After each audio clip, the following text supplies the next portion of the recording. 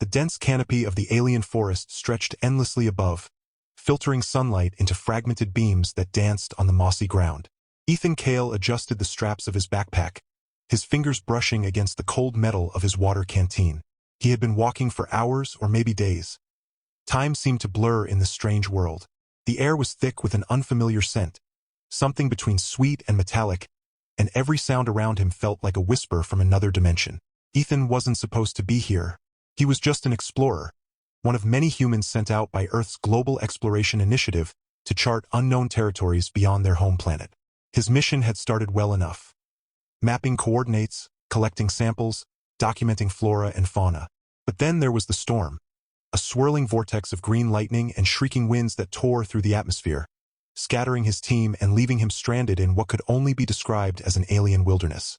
Now he wandered aimlessly, trying not to think about how far away he might be from rescue, or if anyone even knew where to look for him.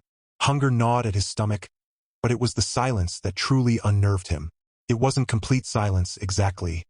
There were rustlings in the underbrush, distant calls that sounded almost bird-like yet distinctly otherworldly, but it all felt wrong, like the forest itself was holding its breath, waiting for something. He stopped suddenly when a sharp crack echoed nearby. A branch snapping, or something else entirely? Ethan froze, his heart hammering in his chest.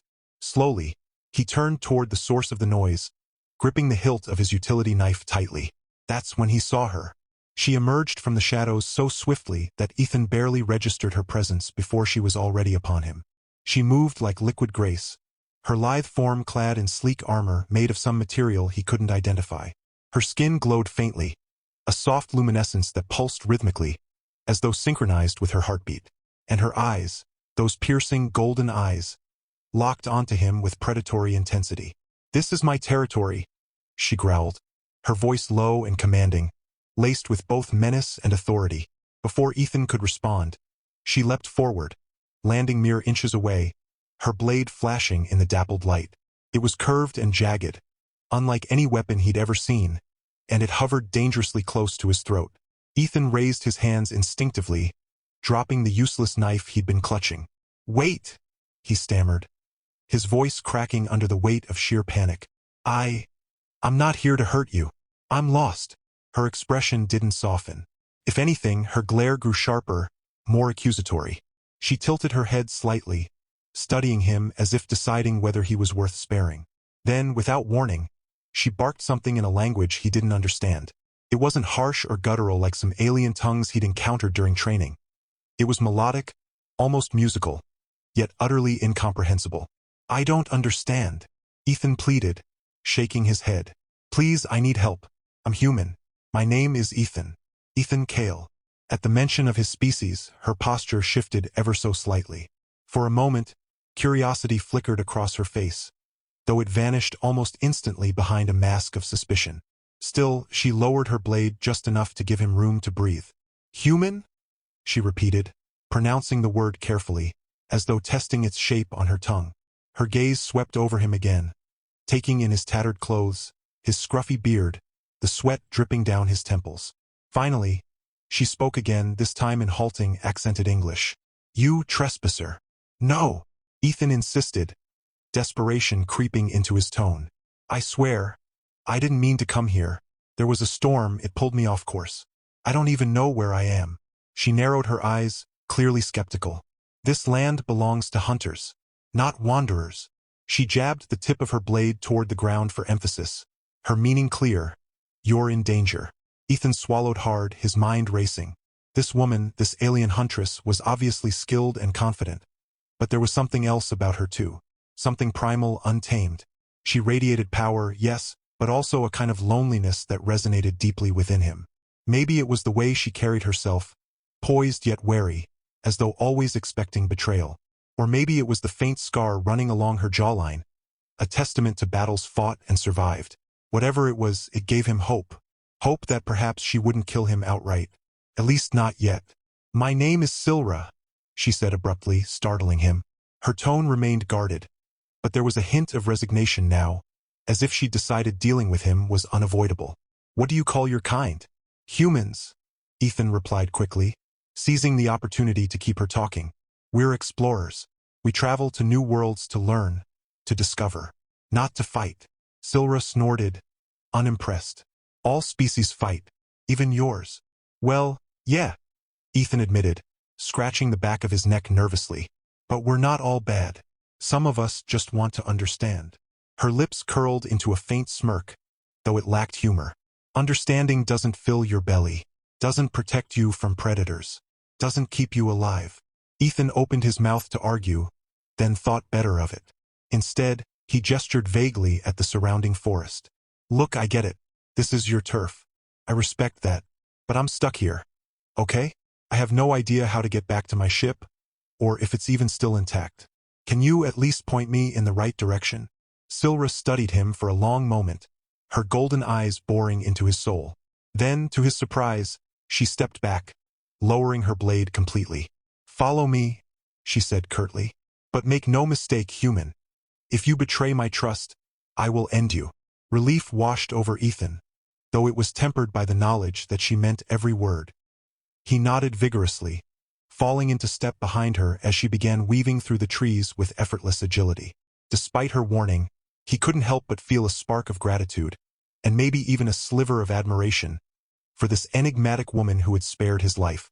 As they walked, the forest seemed to shift subtly around them. The oppressive silence gave way to a symphony of sounds.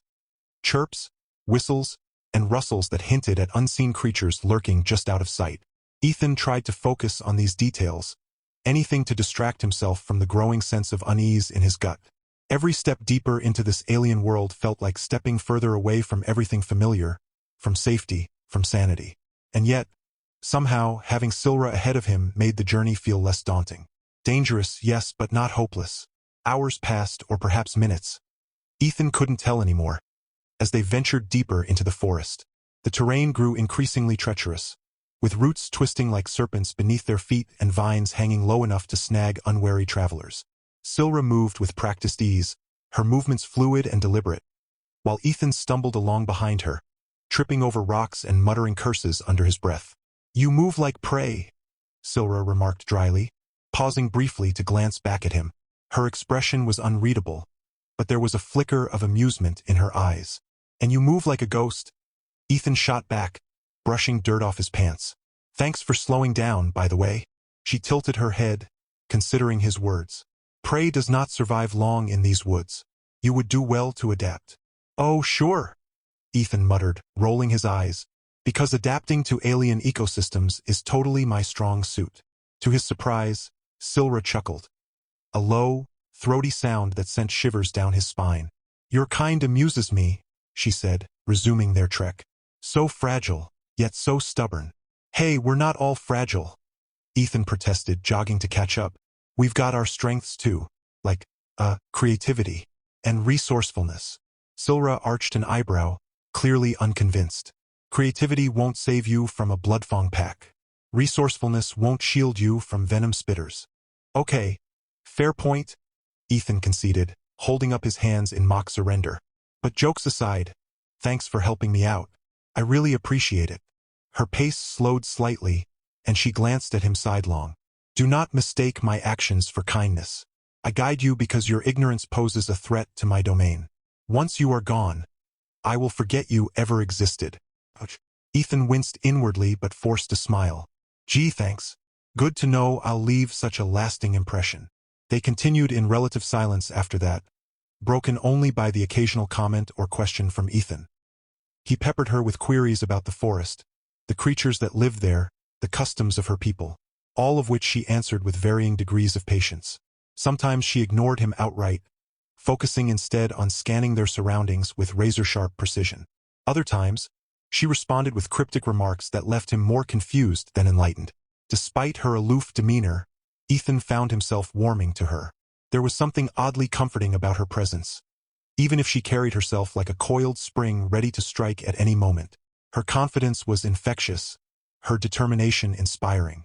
And while she might not admit it, Ethan suspected she wasn't entirely indifferent to his plight. Eventually, they reached a clearing bathed in twilight hues, the sky painted in shades of lavender and gold. In the center stood a massive tree unlike any Ethan had ever seen. Its trunk shimmered with iridescent bark, and its branches stretched impossibly high, adorned with glowing orbs that pulsed softly in rhythmic patterns. "This is a nexus tree," Silra explained, her voice tinged with reverence. "It connects all territories. From here you can find your path." Ethan stared in awe, momentarily forgetting his predicament. "It's beautiful," he murmured, stepping closer. "Does it belong to your people?" "It belongs to no one," Silra replied sharply, her tone hardening. "It serves those who respect it. Approach with caution." Nodding, Ethan obeyed, circling the tree cautiously. As he examined the glowing orbs, he noticed faint symbols etched into their surfaces. Symbols that seemed to shift and change as he watched.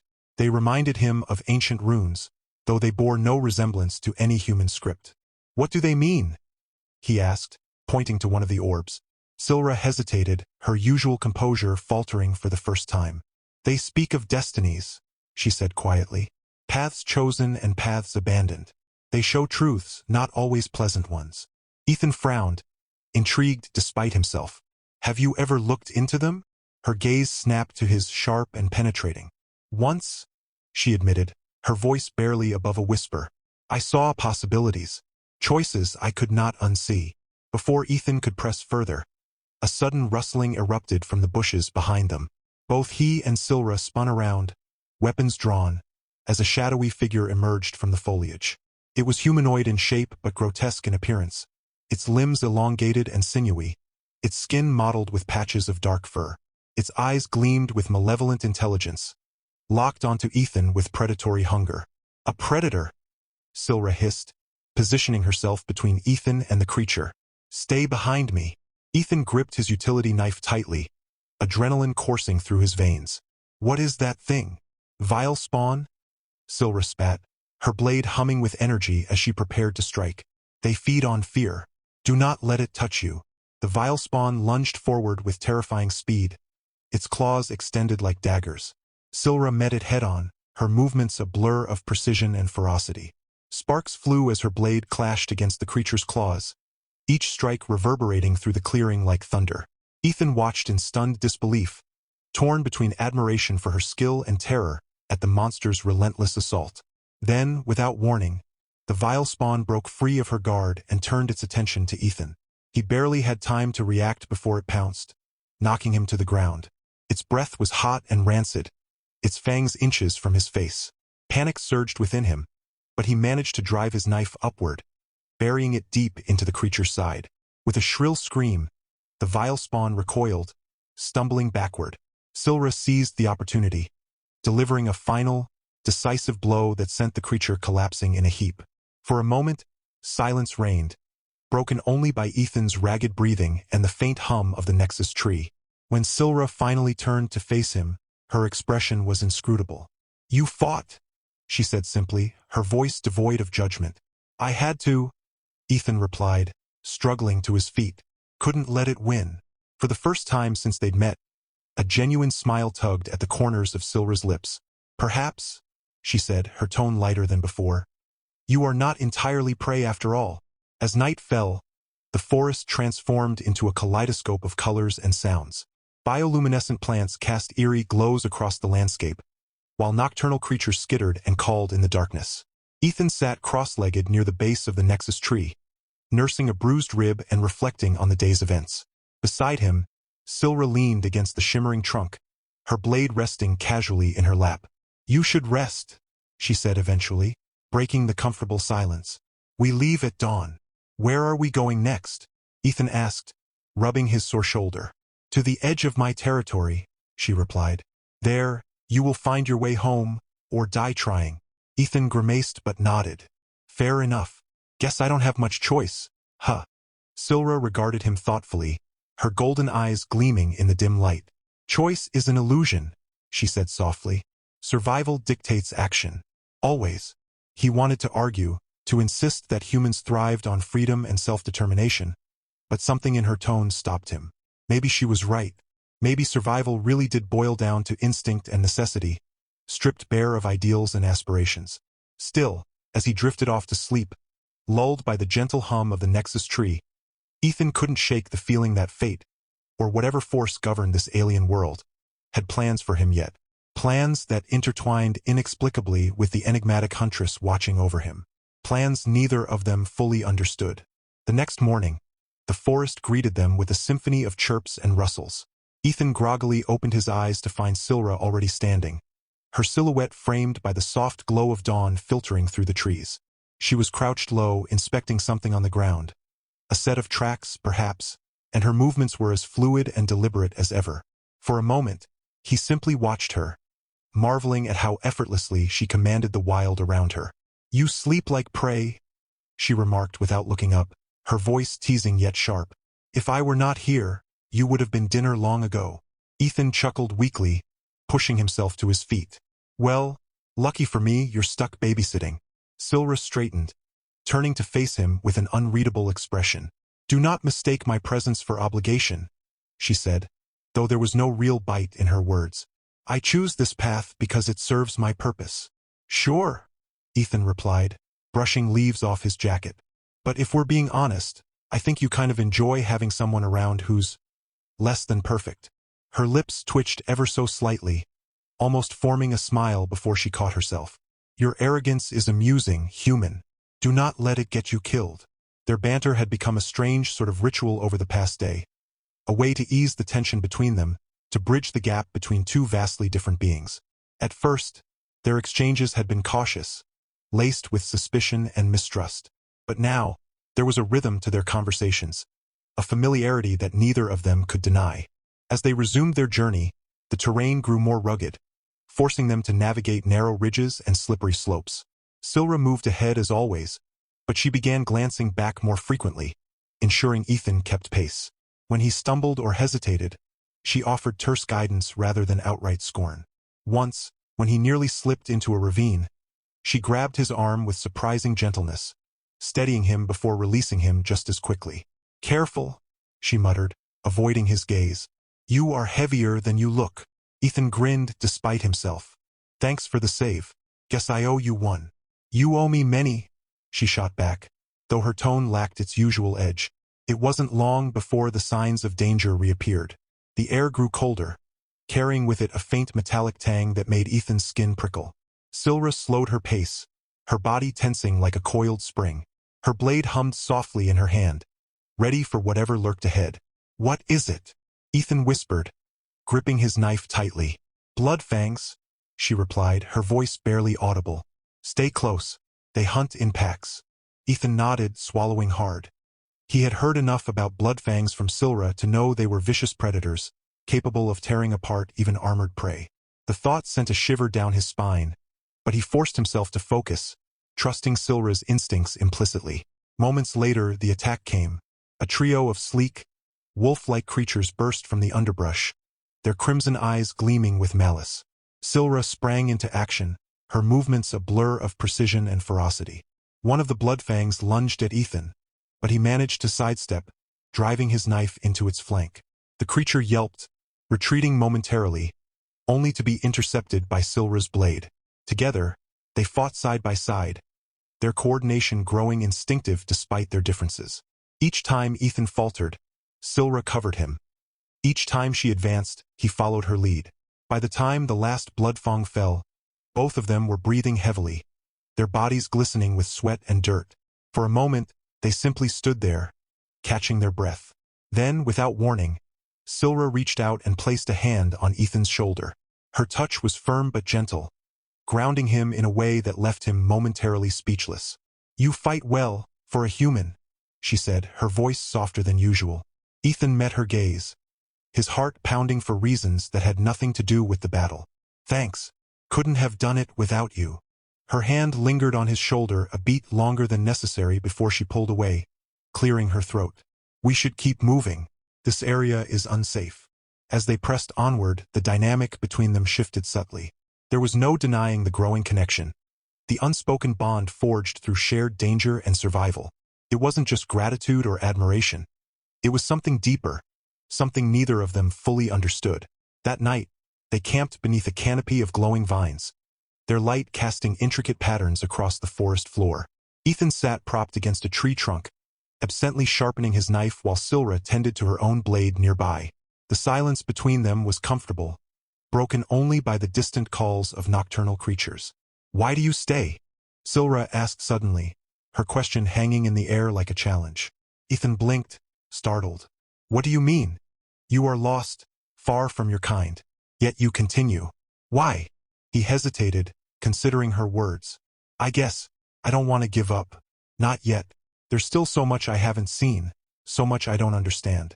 And besides, he paused, glancing at her. Meeting someone like you makes me wonder if maybe getting lost wasn't such a bad thing after all. Silra's expression softened, though she quickly masked it. Romantic notions will not keep you alive. Maybe not, Ethan admitted with a grin. But they make life worth living.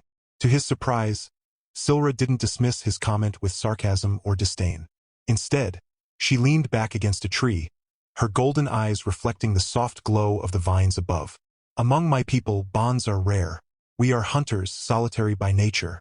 To trust another is dangerous, but not impossible. Ethan finished for her, sensing the weight behind her words. No, she agreed quietly. Not impossible. The conversation lingered in the air, unspoken emotions simmering beneath the surface. As the hours passed, Ethan found himself unable to sleep, his thoughts consumed by the enigmatic woman sitting mere feet away. Finally, unable to resist, he spoke again. Silra? She turned to look at him, her expression guarded but curious. What is it, human? I was just wondering. What happens if I don't leave? If I decide to stay here, with you? Her breath hitched imperceptibly, and for a moment, she looked vulnerable in a way Ethan had never seen before. Then, just as quickly, her mask slipped back into place. You would not survive, she said firmly. This world is not meant for your kind. Maybe not, Ethan countered, leaning closer. But I think I'd rather take my chances here than go back to a world where I don't belong. Silra stared at him, her golden eyes searching his face for any trace of deception. Finding none, she exhaled slowly, her shoulders relaxing ever so slightly. You are reckless, she murmured, shaking her head. Foolish. Probably, Ethan admitted with a sheepish smile. But I'm also serious. For a long moment, neither of them spoke. The forest seemed to hold its breath, waiting for her response. Finally, Silra rose to her feet, extending a hand toward him. Come, she said simply. There is much you must learn if you wish to remain. Ethan took her hand without hesitation, feeling a surge of hope, and something else, something deeper, as their fingers intertwined. Whatever lay ahead, he knew one thing for certain. He was no longer alone. The days that followed blurred together in a haze of training and discovery. Silra taught Ethan the ways of the forest, showing him how to track prey, identify edible plants, and navigate the treacherous terrain. In return, Ethan shared stories of Earth, painting vivid pictures of bustling cities, vast oceans, and endless skies. Their bond deepened with each passing day, evolving into something neither of them had anticipated.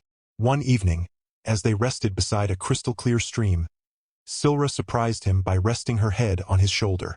You are unlike any human I have encountered, she said softly. Perhaps you are meant to be here. Ethan smiled, wrapping an arm around her. Maybe I am. Or maybe I just got lucky. She tilted her head to look at him, her golden eyes shimmering with emotion. Luck has little to do with it. Fate brought us together.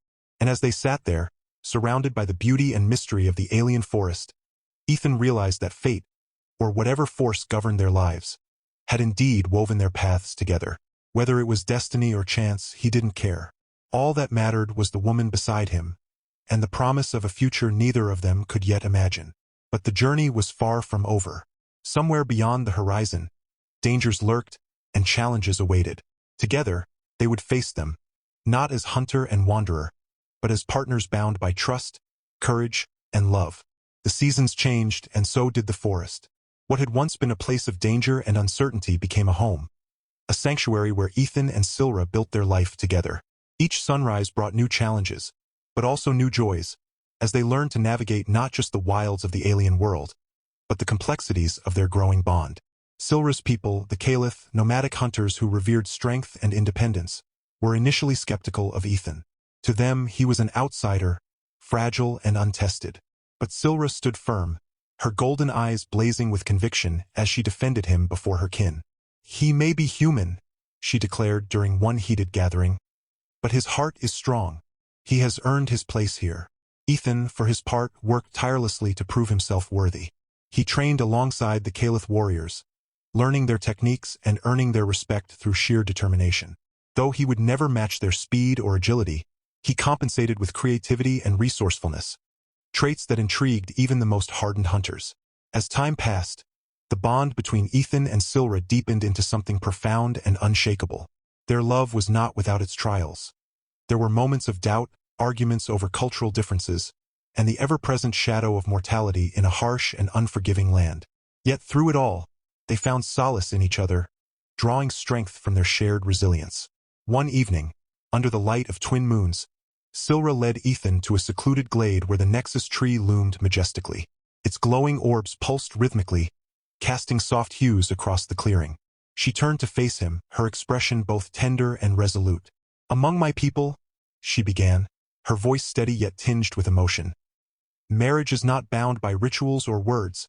It is a vow etched into the soul, witnessed by the land itself." She reached out, taking his hands in hers. "Ethan Cale, do you choose this path with me? To stand beside me, no matter what lies ahead?" Tears welled in Ethan's eyes as he gazed at her, his heart swelling with gratitude and love. "Yes," he replied, his voice trembling. "With every fiber of my being, I choose you." Silra's lips curved into a rare, radiant smile, and she leaned forward to kiss him, a gesture that sealed their union in the eyes of the forest and the stars above. Around them, the orbs of the nexus tree flared brighter, as if blessing their commitment. Years passed and their family grew. First came Elric, a spirited boy with his father's curiosity and his mother's sharp instincts. Then followed Lyra, whose laughter echoed through the trees like music, and finally Kaelin, a quiet yet observant child who seemed to inherit Ethan's knack for problem-solving. Together, they formed a tapestry of lives intertwined, blending human ingenuity with Caliph tradition. Their home was a modest dwelling nestled within the forest, crafted from living wood and adorned with glowing vines. It was a place of warmth and laughter, where stories of Earth mingled with tales of the hunt. The children thrived under the guidance of both parents, learning to respect the balance of life and death, creation and destruction. Though Ethan occasionally missed the blue skies and familiar comforts of Earth, he knew he had found something far greater here: purpose, belonging, and a love that transcended worlds. Silra, too, had transformed. Once a solitary hunter driven by duty, she now embraced the chaos and joy of family life, finding fulfillment in nurturing those she held dear. Their peace was not without interruption. The forest remained unpredictable, teeming with predators and perils. But together, Ethan and Silra faced every challenge head-on, their combined strengths making them nearly unstoppable. Whether defending their territory from rival hunters or teaching their children how to survive in the wild, they moved as one, a testament to the power of unity. One day, as the sun dipped below the horizon, painting the sky in fiery hues, Ethan and Silra stood side by side on a hill overlooking their domain. Below them, their children played, chasing fireflies that danced in the twilight. A gentle breeze carried the scent of blooming flowers, mingling with the earthy aroma of moss and bark. "You've changed me, Ethan," Silra said softly, leaning against him, "in ways I never thought possible." "And you've saved me," Ethan replied, wrapping an arm around her shoulders. "More times than I can count." She smiled, resting her head on his chest. "Do you regret staying?" "Not for a single moment," he answered without hesitation. "This is where I belong, with you, with our family, in this world we've made ours."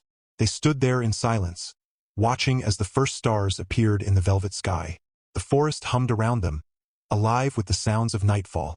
In that moment, they felt invincible, as though nothing could ever tear them apart.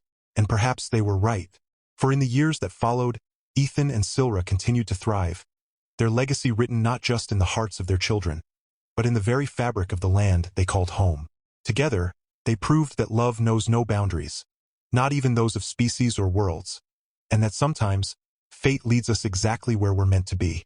Under the watchful gaze of the Nexus tree, surrounded by the beauty and mystery of the alien forest, Ethan and Silra lived happily ever after, and their story became legend, a tale told by hunters and wanderers alike, a reminder that even in the vastness of the universe, two souls can find each other and create a life filled with meaning, adventure, and enduring love.